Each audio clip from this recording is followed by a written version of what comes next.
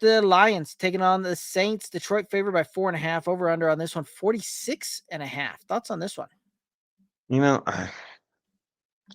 I'm taking Detroit because they have responded well off of losses.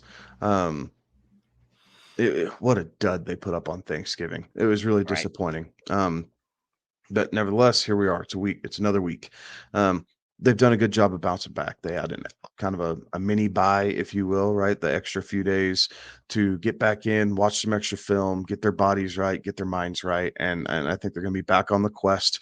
They're a couple weeks away from locking up the NFC North, so that is goal number one. And then you worry about getting yourself right for the playoffs. So I'm going to take Detroit being on a mission to come out and win this game.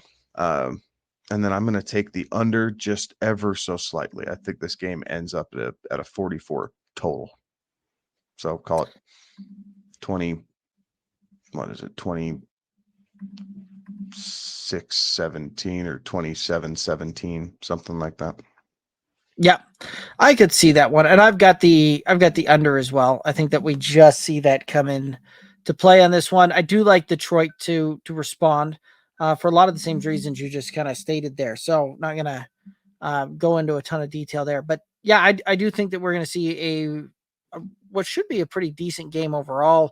It'll be interesting to see, right, to how there's a couple of things I'm really watching this thing for to see. Like one, continuing to see kind of that split in the Detroit backfield on how that continues to play out going forward on that one, as well as the fact looking to see, one, does Chris Olave, clear the concussion protocol? Are we going to see him out there? And what, was last week kind of a fluke type of thing, or are we going to see Derek Carr really target Chris Olave and get him very involved here? So those are a couple of things I'm really going to be having my eye on this game here. But as far as a prop that I really like Monty to find the end zone on this one. So I'm calling for a Monty anytime touchdown.